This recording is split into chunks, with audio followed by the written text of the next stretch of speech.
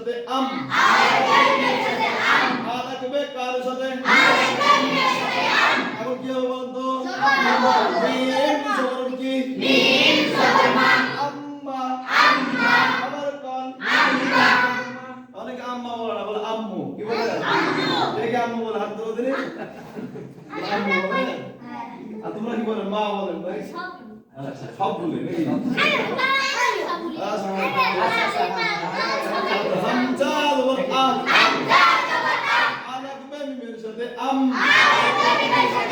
মিম পেশ মু আম্মু আম্মা আম্মু হামজা জবর আ আ লাগবে কার সাথে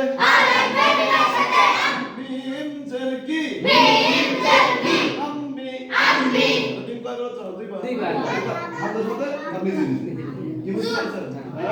এই সারা তুমি কারণে